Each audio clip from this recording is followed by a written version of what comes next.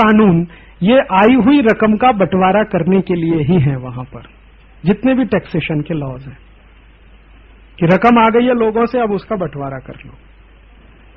अब देखिए एक महत्व की बात, अरिस्टोटल क्या कह रहा है और फिर बाद में नियम बनता। अरिस्टोटल ये कह रहा है कि राजा जो भी आदेश दे वो ऐसी भाषा में होना चाहिए कि गुलामों को कभी भी समझ में ना आए।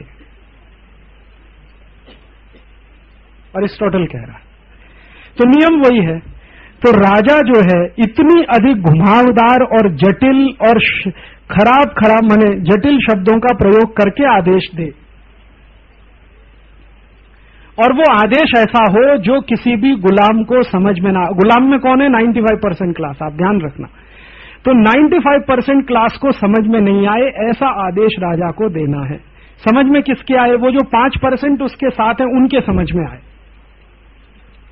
तो थोड़ी देर पहले मैं कह रहा था ना ये गेट एग्रीमेंट समझ में नहीं आए, तो ये बनाया ही नहीं आपके लिए। तो ये तो बनाया गया है वो 5% क्लास के लिए जो राजा के साथ मिलकर लूटखोरी में लगा हुआ है। तो आप जब बार बार कहते हैं ना यूरोप में जितने भी कानून बनते हैं, नियम बनते हैं, सबकी भाषा बहुत क्लिष्ट होती है, उनके शब्दों को पढ़िए तो रेटरिक ज्यादा है। एक शब्द मिलेगा नॉट विद स्टैंडिंग, जगह जगह जगह जगह जगह जगह नॉट विद स्टैंडिंग, कुछ मतलब नहीं लेकिन आएगा क्योंकि वो उनकी परंपरा है। और ध्यान दीजिए कि ये उनकी मान्यता है कि राजा जितनी जटिल भाषा में बात करे उतना ही अच्छा है, क्योंकि समझ में नहीं आए, समझ में नहीं आए तो दूरी रहेगी, तो दूरी ही रखनी है। राजा और प्रजा मिलने नहीं चाहिए, दूर दूर रहने चाहिए।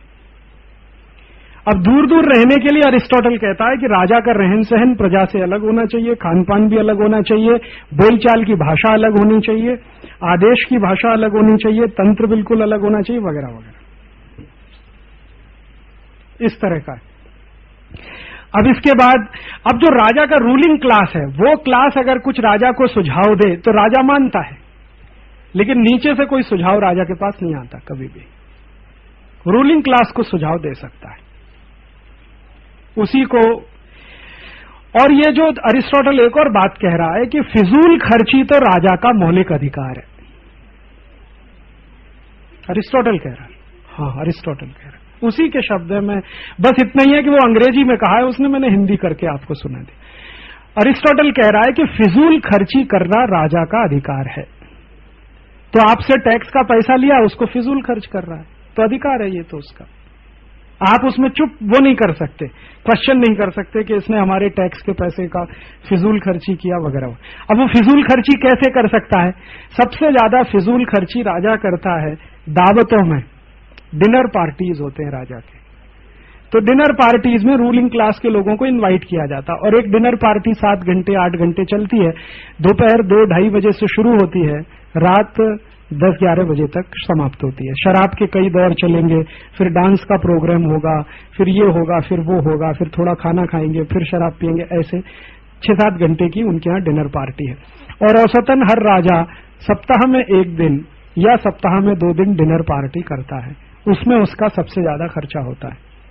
दूसरा, कभी अपने मनोरंजन के लिए कुछ करता है तो उसमें खर्च होता है। तीसरा, उसके गुलामों पे सबसे ज्यादा खर्च होता है, जो उसने गुलाम पाले हुए हैं। तो टैक्स के पैसे का खर्चा इस तरह से होता है। राजा के साथ जो रूलिंग क्लास है उसमें जमींदार वगैरह भी है। तो ये जो जमींदारी प्रथा है ये तो यूरोप से भारत में आई है, भारत में कभी जमींदारी नहीं रही है। यूरोप के संपर्क में आने के बाद इस देश में जमींदारी शुरू हुई है। राजा का जन्मदिन बहुत भव्य पैमाने पर मनाया जाता है, राजा का, रानी का कभी भी नहीं। इस बात का ध्यान दे, रानी का कभी भी नहीं, राजा का ही जन्मदिन मनाया जाएगा, बहुत भव्य पैमाने पर मनाया जाएगा, उसमें बहुत सारे पैसे वैसे खर्च होंगे। अब अंत में राजा जब मरेगा उसके समय का 1-2 वर्णन करता हूं। राजा अगर मरेगा तो उसकी यात्रा वात्रा निकलेगी, डेड बॉडी निकाली जाएगी वगैरह, और उसके लिए स्मारक बनाया जाएगा। जहां उसको दफन करेंगे वहां स्मारक बनेगा।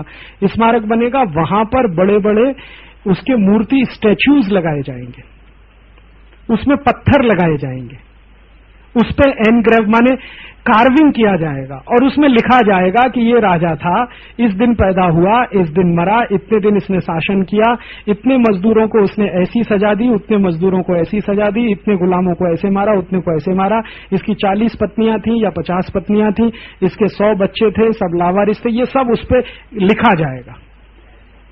पूरा लाइफ हिस्ट्री लिखा जाएगा। कहां पर? जो उसका स्मारक है, जहां पर उसको दफन किया गया है। तो आपने सिमेट्रीज देखी, हर एक सिमेट्री में आपने देखा वो एक पत्थर लगा रहता है, वो नकल वही है। उस पत्थर पे यहां तो थोड़ा छोटा हो गया क्योंकि हिंदुस्तान में आते आते कुछ तो भारतीयता आ जाती है ना, लेकिन यूरोप में आप जाएंगे और वहां की सिमेट्रीज को देखेंगे तो विशाल विशाल पत्थर है, उस पे सब लिखा हुआ है। फलाना राजा था, इस दिन पैदा हुआ, इस दिन मरा, इतने गुलाम थे, इतनी पत्नियां थी, इतने नौकर थे, इतने चाकर थे, इतने लोगों को डेथ का सजा दिया, इतने को ऐसे मारा, उतने को ऐसे पीटा, इतनी बार उसने मनोरंजन किया, इतनी बार नहीं किया, वगैरह वगैरह सब डिटेल हिस्ट्री लिखा जाएगा। उसी को स्मारक कहते हैं। और हमने ये मूर्खों ने हमने भी नकल कर लिया स्मारक बनाने का उन्हीं से। ये जो बनाए जाते हैं ना स्मारक हिंदुस्तान में, तो ये जवाहरलाल नेहरू का स्मारक है, तो सरदार पटेल का स्मारक है, तो ये तो हिंदुस्तानी थोड़ी है परंपरा, ये तो यूरोप से आई हुई है। भगवान राम का कहीं स्मारक देखा आपने? मंदिर देखा होगा, स्मारक नहीं बनते हमारे यहाँ। कृष्ण का भी नहीं देखा होगा, युधिष्ठिर दुर्योधन का नहीं मिलेगा, अर्जुन का नहीं मिलेगा, लेकिन जवाहरलाल नेहरू का मिलेगा। हाँ जरूर मिलेगा, सरदार पटेल का भी मिल जाएगा। अब तो महात्मा गांधी के भी स्मारक बना दिए हैं सब लोगों ने। हालांकि गांधी जी मरने के पहले ये कह गए थे, लेकिन माना नहीं ये गांधी जी की बात को, वो कभी भी इस स्मारक के समर्थन में नहीं रहे, लेकिन बना दिए हैं। अब गली चौराहे पे स्मारक बनते हैं, तो अब तक मरने पे बनते थे, अब बिना मरे भी लोगों ने बनवाने शुरू कर दिए कि पता नहीं मेरे मरने के बाद बनाया कि नहीं बनाया। हर मोहल्ले का एक छुटभैया नेता अपना स्मारक बना के चला जाता है और फिर सड़क उसके नाम से होनी चाहिए।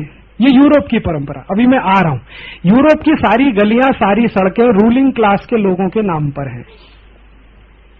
तो यहां भी वही है, जवाहरलाल नेहरू मार्ग, सरदार पटेल मार्ग, ये मार्ग, वो मार्ग, अच्युतानंद मिश्र मार्ग, अंबेडकर मार्ग, तो फलाना मार्ग, तो ढिमाका मार्ग, ये तो वहां से आया हुआ है। स्मारक वहां बनाए जाएंगे, मार्ग वहां बनाया जाएगा, और फिर उन स्मारकों और मार्गों के नजदीक कुछ घर बनाए जाएंगे जहां पर कोई आ सके, देख सके, रह सके, ठहर सके, वगैरह वगैरह। अच्छा, नागरिक किसको कहते हैं? अरिस्टोटल की डेफिनेशन पढ़िए, बहुत सुंदर डेफिनेशन उसने दी। नागरिक कौन है, सिटीजन कौन है? तो वो कह रहा है अरिस्टोटल कि नागरिक यूरोप में वही है जो बिना श्रम किए हुए आराम और विलासिता से जीवन बिताए, वो नागरिक है। यह अरिस्टोटल का डेफिनेशन। कभी अरिस्टोटल को पढ़ लीजिए, उसकी 3-4 किताबें हैं, मुख्य मुख्य किताबें उसकी 3-4 हैं। उसकी एक तो मेजर किताब है जो जिसको मैंने सबसे ज्यादा देखा, वो रिपब्लिक, उसमें ये सब वो कह रहा है। तो वो कह क्या रहा है कि नागरिक कौन है? बिना श्रम किए हुए विलासिता से और आराम से जीवन बिताए, वो नागरिक है। बाकी तो नागरिक नहीं है, सब नौकर हैं, गुलाम हैं। माने जो श्रम करता है वो नागरिक नहीं है, ये है। तो यहां तो यही है ना, नागरिक तो यही है ना, जो ऊपर का 4-5 करोड़ है, हम तो सब उनके नौकर जैसे ही है ना। जो श्रम करने वाला, हम कहते हैं ना श्रम करने वाले को नहीं मिलता, तो क्यों मिलेगा? क्योंकि अरिस्टोटल कह के चला गया कि श्रम करने वाले को उतना ही मिलना चाहिए जितना भी वो जिंदा रह सके। तो अब जब किसी समाज में आप ये मान्यता लेके चलेंगे कि श्रम करने वाले को तो नागरिक नहीं माना जाएगा, वो नौकर ही होगा, तो श्रम के प्रति उनकी जो दृष्टि होगी वो क्या होगी? हरेक व्यक्ति राजा के क्लास में एंटर होने की कोशिश क्यों करेगा यूरोप में? श्रम से बचने के लिए। मैं राजा के नजदीक चला जाऊं, श्रम नहीं करना पड़ेगा, आराम से रहूंगा, विलासिता का जीवन बिताऊंगा। हिंदुस्तान में क्या हो रहा है? मैं सरकारी नौकरी में चला जाऊं, श्रम करना नहीं पड़ेगा, आराम और विलासिता से जीवन बिताना पड़ेगा। तो ये नौकरी की इतनी मारामारी क्यों है? वो यूरोप में है तो वो यहां भी आ गई है।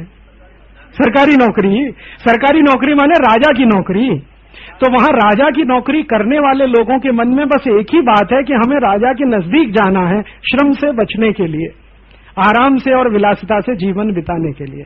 तो यहाँ क्या है, हर आदमी राजा के नजदीक, माने प्राइम मिनिस्टर का जो तंत्र है उसमें घुसने की हर एक की कोशिश है। मैं आईसीएस हो जाऊं, मैं आईपीएस हो जाऊं, मैं आईआरएस हो जाऊं, मैं ये हो जाऊं, काहे के लिए? बिना श्रम किए हुए विलासिता और आराम का जीवन बिताने के लिए। ये यूरोप की परंपरा है, उनकी मान्यता है वैसी। हाँ, तो वही नागरिक हैं, बाकी तो सब नौकर हैं। अच्छा और देखिए अरस्तु जो है ना, जिसको अरिस्टोटल कहते हैं, उसी को हिंदी में अरस्तु कहते, उसकी एक और डेफिनेशन देता हूं। वो कहता गरीबी क्या है, अरस्तु डिफाइन कर रहा है पॉवर्टी क्या है, गरीबी क्या है। तो वो कह रहा है कि गरीबी वह अभिशाप है जो किसी में किसी भी गुण को पनपने नहीं देती और पैदा नहीं होने देती। अरस्तु कह रहा है गरीबी क्या है, पॉवर्टी क्या है, डिफाइन कर रहा है। तो वो कह रहा है कि वह अभिशाप जो किसी भी व्यक्ति में गुणों को पनपने नहीं दे, किसी भी वर्च्यू, कोई भी अच्छे गुण को पनपने ना दे, वो गरीबी है। पैसे से उसका कुछ लेना देना नहीं। गरीबी वो है जो आप में गुणों को पनपने ना दे।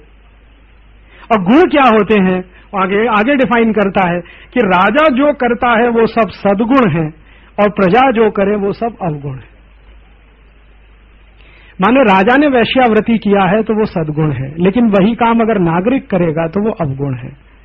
राजा ने छेड़खानी किया है तो वो सद्गुण है, लेकिन साधारण आदमी करेगा तो अवगुण है। राजा ने किसी के साथ बलात्कार किया है तो सद्गुण है, आम आदमी करेगा तो अवगुण है। और राजा ये सब करे तो उसको सजा कौन दे, क्योंकि वो तो राजा है। और राजा को अरस्तु कहता है कि वो भगवान का प्रतिनिधि है। हाँ, ईश्वर का प्रतिनिधि है राजा। अब ईश्वर का प्रतिनिधि राजा है, राजा के सभी गुण चाहे वो अवगुण हो वो सद्गुण है। तो वो कहते हैं ना कि ताकतवर का कानून होता है, गरीब का, कमजोर का तो कोई कानून नहीं होता। वो तो यहां से आया ना। हिंदुस्तान में भी तो ये कहा जाता है ना कि जो पैसे वाला है, ताकतवर है, उसके लिए सब है, गरीब के लिए कुछ भी नहीं। तो वो तो अरिस्टोटल में से निकली हुई बात है, उसकी फिलॉसफी है। हाँ, माइट इज राइट, या और भी सर्वाइवल ऑफ द फिटेस्ट वगैरह वगैरह जो भी। अच्छा, और राजा कहता है कि सारे गुण तो मुझ में है, थोड़े मुझसे कम गुण मेरे नजदीक के लोगों में है। जो रूलिंग क्लास है उसमें कुछ गुण है, नीचे जो है उसमें गुण है ही नहीं, इसलिए उसको कभी देखो मत, उससे बात मत करो, उससे कुछ पूछो मत। जो पूछना है करना है वो आपस में पूछ के करो। अच्छा, संपत्ति खरीदने का अधिकार यूरोप में सिर्फ उन्हीं को है जो राजा के नजदीक है। मैंने आपसे कहा गुलामों को न जमीन खरीदने का अधिकार, न मकान बनाने का अधिकार, न सारे के सारे गुलाम किराए पे रह सकते हैं, घर नहीं बना सकते। और आज भी यूरोप में आप जाएंगे तो उनकी 70% 80% पॉपुलेशन किराए के घर में ही रहती है, अमेरिका में भी और यूरोप में आज भी, 21st सेंचुरी में आज भी, और 2000 साल पहले भी यही है। तो किराए के घरों में रहती है मेजॉरिटी पॉपुलेशन।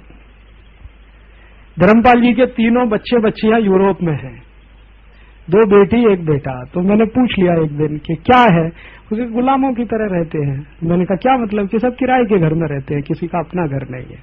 उनकी बड़ी बेटी के पास भी अपना घर नहीं है, छोटी बेटी के पास भी नहीं है, बेटे के पास भी नहीं। तो ये किराए के घर में ही रहेंगे आप अगर गुलाम के क्लास से आए हैं। और गुलामी के क्लास में कौन कौन है, मैंने आपसे कहा, प्रोफेसर भी, लेक्चरर भी, म्यूजिशियन भी, पोइट भी, थ्योरिटिशियन भी, कहानी लिखने वाला, कविता लिखने वाला, बढ़ईगिरी का काम, लोहारगिरी का काम, सब काम कर, ये सब गुलाम वर्ग है। राजा की इच्छा पे निर्भर, इनमें से किसी को अपना घर नहीं हो सकता। तो इनके लिए सरकार के द्वारा बनाए गए जो घर हैं या जो कॉलोनीज हैं उनमें रहना है और उसका किराया देना है। तो ज्यादातर कॉलोनीज हैं यूरोप में, वो किराए के घरों के लिए ही बनाई गई हैं। किराए के घर हैं, किराए के बाथरूम हैं, किराए के टॉयलेट्स हैं, बहुत कुछ। हाँ, एक समान इसीलिए है ना, एक रूपता यूरोप में इतनी ज्यादा है कि फ्रांस से जर्मनी चले जाइए, जर्मनी से हॉलैंड चले जाइए, हॉलैंड से कहीं और चले जाइए, कुछ लगता ही नहीं है कि आप कोई दूसरे देश में आ गए जब तक कि बात ना करें किसी से। ऐसा ही है ना, तो जब तक आपकी बातचीत नहीं होती किसी से, तब भाषा आएगी। भाषा आएगी तो समझ में आएगा कि तुम स्पेनिश हो, कि तुम फ्रेंच हो, कि तुम जर्मन हो, कि तुम डच हो। अगर बातचीत नहीं हो रही है तो सब आपको एक जैसा ही लगेगा, चाहे जर्मनी में खड़े होकर देखिए, चाहे फ्रांस में खड़े हो, क्योंकि एक रूपता तो लानी है ना। अच्छा, एक सम्राट की नीति के बारे में वो अरिस्टोटल कह रहा है कि भुखमरी ना रहे और भरपेट भी किसी को ना मिले, ऐसी नीति सम्राट की हो। अरिस्टोटल कह रहा है पॉलिसी क्या होनी चाहिए, स्टेट पॉलिसी, कि भुखमरी ना हो और भरपेट किसी को ना मिले, भरपेट किसी को ना मिले। फिर जो छोटे छोटे दुकानदार हैं, व्यापारी हैं, वो सब ये गुलाम वर्ग से हैं और उनको अपने आय का एक हिस्सा राजा को देना है, जिसको बाद में टैक्स कहा गया है। पहले वो जबरदस्ती लिया जाता है, बाद में टैक्स के रूप में लिया जाता है। तो सब राजा के पास ही जाना है, ये आप जान लीजिए। राजा कुछ करेगा, ये जो पर्कुलेशन थ्योरी है ना, ये यही है, इकट्ठा हो जाएगा राजा के पास, फिर वो थोड़ा थोड़ा डिस्ट्रीब्यूट करेगा। अंतिम तक पहुंच गया तो पहुंच गया, नहीं पहुंचा तो कोई बात नहीं, हमने तो दिया पर्कुलेशन के लिए। अच्छा, ये जो अर्थव्यवस्था है उसमें कंपनियां हैं। अब ये कंपनियां कैसे फॉर्म होती हैं? राजा है, राजा के नजदीक कुछ उसके 4-6 दोस्त हैं, उन्होंने मिलकर एक प्राइवेट लिमिटेड कंपनी बना ली, हो गई। ये जो प्राइवेट लिमिटेड कंपनी है, ये राजा के नजदीकी लोगों द्वारा बनाई गई कंपनियां, जिनको प्राइवेट लिमिटेड कंपनी कहा जाता है। ये Pepsi Cola private limited company है, Coca Cola private limited company है, कॉलगेट प्राइवेट लिमिटेड कंपनी है। ये राजा के नजदीक के जो लोग हैं उनके द्वारा बनाई गई कंपनी है। कॉलगेट एक परिवार है, परिवार का टाइटल है कॉलगेट, COLGATE, कॉलगेट एक टाइटल है। जैसे मेरा दीक्षित है, आपका किसी का शर्मा है, किसी का देसाई है, वैसे टाइटल है कॉलगेट। उस परिवार की कंपनी है कॉलगेट पामोलिव प्राइवेट लिमिटेड, और वो अमेरिकन राजघराने के बहुत नजदीक का परिवार है। तो ज्यादातर कंपनियां ऐसी हैं, इन्हीं कंपनियों को सब बिजनेस करने का अधिकार है। ये कंपनियां कुछ छोड़ दें तो दूसरा उसमें घुस सकता है बिजनेस के लिए, नहीं तो वही करेंगे। धन संपत्ति आएगा तो फिर वैसे ही बटेगा, कंपनी को थोड़ा, राजा को थोड़ा, टैक्स के रूप में या किसी और रूप में, वगैरह वगैरह। अच्छा, सभी व्यापार का मुख्य उद्देश्य क्या? तो अरिस्टोटल कहता है संपत्ति बनाना, यही मुख्य उद्देश्य है सभी व्यापार का। हाँ, जितना भी व्यापार आप करते हैं राज्य में, उसका मुख्य उद्देश्य है संपत्ति बनाना। राजा के लिए, राजा के शासन वर्ग के लिए, क्लास के लिए संपत्ति बनाना, यही उसका मुख्य उद्देश्य। इसी के लिए व्यापार है। तो ये जो व्यापार का एग्रीमेंट है, गेट, ये भी यही है। अब राजा का माने अमेरिकन पार्लियामेंट या यूरोपियन पार्लियामेंट, जिसको कॉमन यूरोपियन पार्लियामेंट, उनके लिए संपत्ति बनाना, यही इसका मुख्य उद्देश्य है पूरे के पूरे गेट एग्रीमेंट का। तो ये सिलसिला ऐसे चला आता है, बहुत साल से चला आ रहा है। सूदखोरी को अरिस्टोटल ने सबसे ऊंचा काम कहा है, सबसे ऊंचा, ब्याजखोरी। अरिस्टोटल के अनुसार सूदखोरी, ब्याजखोरी सबसे ऊंचा कार्य है, और वो चूंकि सबसे ऊंचा कार्य है तो फिर उसी में से बैंकिंग सेक्टर निकला है। तो अमेरिका में बैंकिंग सेक्टर की बड़ी इज्जत है, क्योंकि वो अरिस्टोटल के कहे अनुसार सबसे ऊंचा काम कर रहे हैं, इसलिए बहुत इज्जत है उनकी। तो वो कहता है कि ये सूदखोरी सबसे ऊंचा कार्य है, और ये काम करने वाले समाज में जो भी लोग हैं वो बहुत ऊंचे लोग हैं। और वहां क्या होता है कि अभिजात्य वर्ग, माने ये जो रूलिंग क्लास है, रूलिंग क्लास को सूदखोर होना ही चाहिए अरिस्टोटल के अनुसार। उसको सूदखोर होना ही चाहिए, माने उसको हमेशा कर्ज देना ही चाहिए, ब्याज लेना ही चाहिए रूलिंग क्लास को। तो यही कर रहा है रूलिंग क्लास पूरा का पूरा, कि ये पैसा इकट्ठा हुआ, वो पैसे को ब्याज पे बांटा, फिर उनसे ब्याज लिया, फिर उसमें से पैसा बना तो फिर और को बांटा, फिर और को बांटा। इस तरीके से साधारण आदमी कर्जे में है, रूलिंग क्लास के पास सरप्लस कैपिटल है।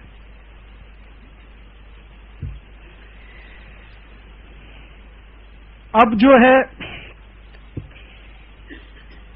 उत्पादन। अब एक दो बातें अब मैं कहूं कि देखिए ये सब है उनकी मान्यता, अभी इसमें बहुत है, मैं अब इसको संक्षेप कर रहा हूं। ये इतना मैंने आपको इसलिए सुना कि कुछ पिक्चर बनता है मन में, कुछ बन रहा है दिमाग में, अच्छा बन रहा है, तो अब इसमें से एक समझ निकलनी चाहिए हमारी कि उनका ये जो समाज है वो इस तरह का है, ठीक है। अभी ये समाज उनका ऐसा क्यों है, मन ऐसा क्यों है, एक बड़ा प्रश्न, ऐसा क्यों है।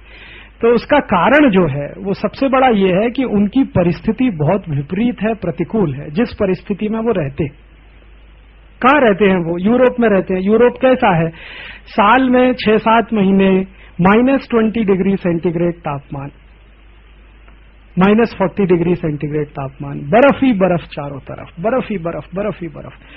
ठंड के दिनों में अक्टूबर से लेके और फरवरी तक, मार्च तक बल्कि कहना चाहिए, अक्टूबर से लेके मार्च तक तो खेत में भी कुछ काम नहीं हो सकता, क्योंकि बर्फ ही बर्फ, बर्फ। घर के बाहर नहीं निकल सकते, चारों तरफ बर्फ रहती है।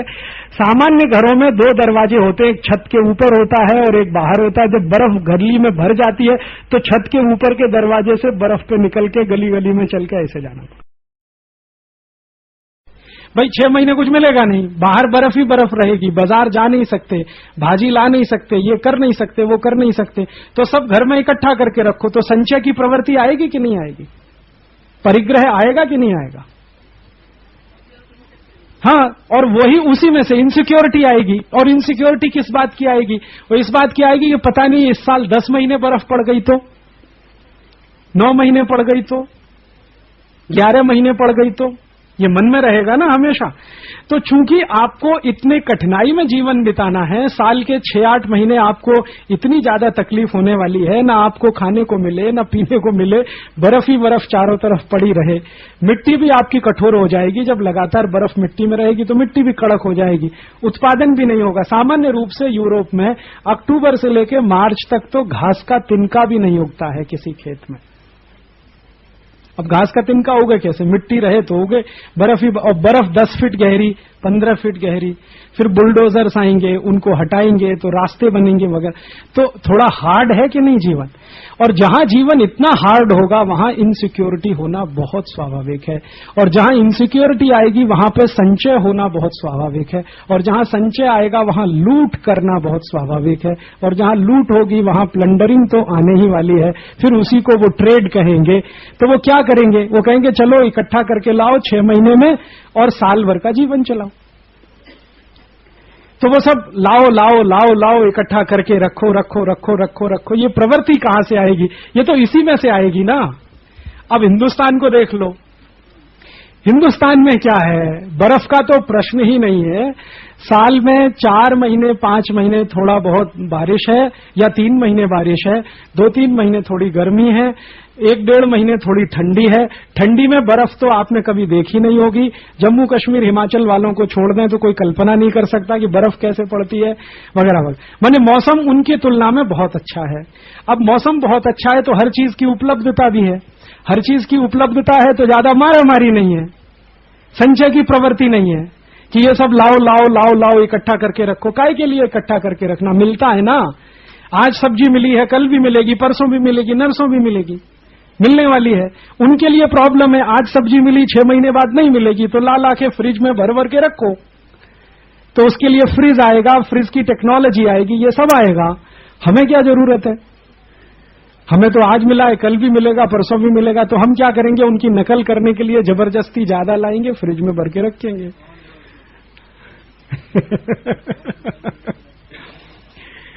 तो ये जो बनेगा पूरा तंत्र, देखिए जैसी परिस्थिति होती है वैसा व्यक्ति का स्वभाव होता है, जैसा स्वभाव होता है उस अनुपात से मन काम करता है।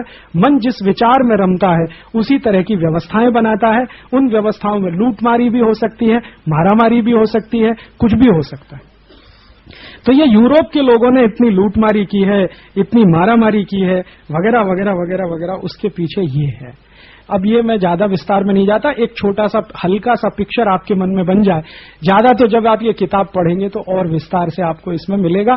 बहुत छोटी छोटी बातें मैंने लिया, बहुत छोटी छोटी शादी के बारे में उनकी मान्यता क्या है, और शादी के बाद के जो पत्नी के अधिकार हैं उसके बारे में मान्यता क्या है, पति के हैं, डाउरी के बारे में वगैरह वगैरह बहुत सारी बातें हैं इसमें।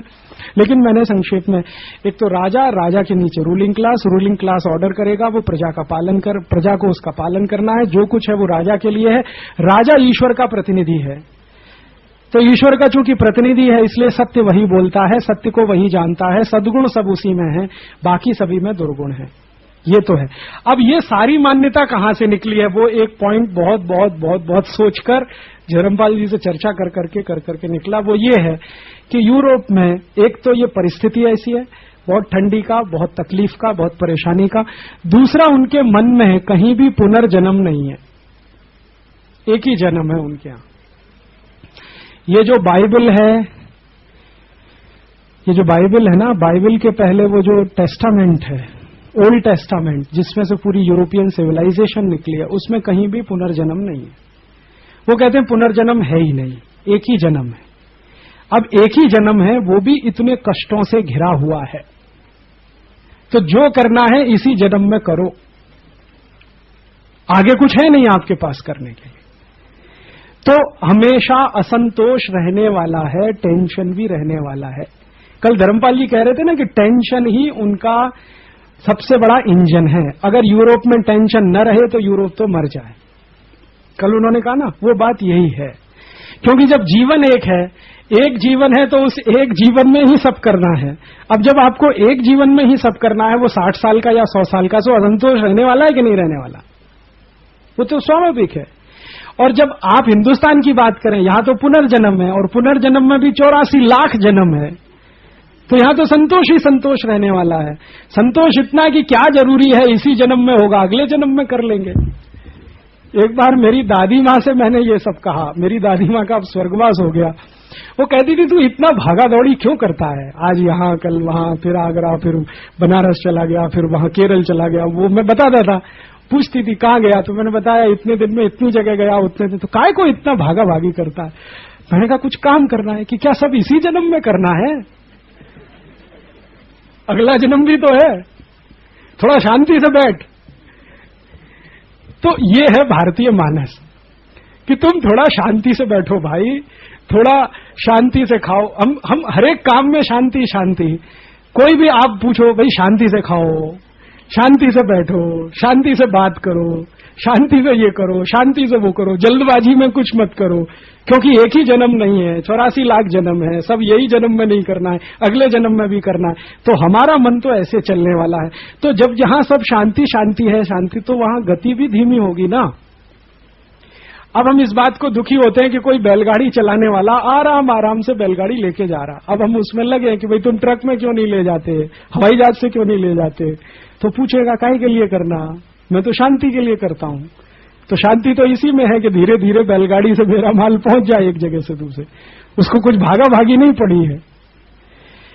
तो भारतीय मानस जो है वो इस तरह से फंक्शन करता है, यूरोप का मानस एक दूसरे तरह से फंक्शन करता है। उनको हर चीज की जल्दी है, उनको हर चीज में तकलीफ भी है, परेशानियां भी है। वो परेशानी तकलीफों में से उनकी व्यवस्था निकली है, उसी व्यवस्था में से उनका ट्रेड निकला है, प्लंडरिंग निकली है, उसी में से पार्लियामेंट्री डेमोक्रेसी निकली है, वगैरह वगैरह, ये सब निकला है। तो ये भारत है, हमारा अपना है, वो यूरोप है। अब यहां काफी कुछ तो शर्मा जी ने उस दिन कहा है कि यहां क्या होता है, यहां राजा नहीं है कुछ खास। भारत में राजा का कुछ महत्व नहीं है। आपने वो तुलसीदास का पढ़ा है ना, कोई नृप होए हमें कहानी, है ना। राजा कोई हो, हमको कुछ लेना देना नहीं, क्योंकि राजा का कुछ है नहीं इस देश में। मुख्य तो प्रजा का है, और प्रजा का इतना मुख्य है कि प्रजा की कोई ओपिनियन है तो राजा उसको ना नहीं कह सकता। अब रामचंद्र जी पूछ रहे हैं कि मेरे बारे में लोग क्या कह रहे हैं, तो कहते हैं आपके बारे में तो बड़ी खराब बात कह रहे हैं, सीता जी के बारे में कह रहे हैं, तो चलो वनगमन दे दो। कितनी खराब बात कह रहे हैं मेरे बारे में। तो राजा को चिंता है कि जनता मेरे बारे में क्या कह रही है। यहां को क्या चिंता होने वाली है? कुछ भी करे प्रजा, राजा को कोई चिंता होने वाली है? यूरोप में आप जुलूस निकालो, धरना करो, प्रदर्शन करो, जिंदाबाद करो, मुर्दाबाद करो, ये करो, राजा को कोई मतलब नहीं है प्रजा से। लेकिन यहां क्या है, अगर प्रजा राजा के विरुद्ध है तो राजा को कुर्सी छोड़नी पड़ेगी। हिंदुस्तान में ज्यादातर राजाओं को प्रजा ने गद्दी से उतारा है, ज्यादातर राजाओं, या तो साधु संतों ने उतार दिया या प्रजा ने उतार दिया। तो यहां राजा की हैसियत कुछ खास नहीं है, हैसियत जो है वो प्रजा की है, और प्रजा में भी जो समूह है उनकी हैसियत है। हिंदुस्तान के बारे में अभी एंथ्रोपोलॉजिकल सर्वे हुआ है जिसमें यह कहा गया है कि संपूर्ण भारत में 4,500 समूह हैं। वो जातियों के आधार पर हैं और हमारे कर्म कौशल के आधार पर है। कर्म कौशल माने कोई बढ़ईगिरी का काम करता है, कोई सुनारगिरी का, कोई लोहारगिरी का। तो कौशल के आधार पर बनाए गए समूह, जातियों के आधार पर ऐसे 4,500 समूह हैं, वो महत्व के हैं। राजा का कोई महत्व नहीं। तो यहां राजा बिल्कुल महत्वपूर्ण नहीं है, वहां राजा ही सबसे ज्यादा महत्वपूर्ण है।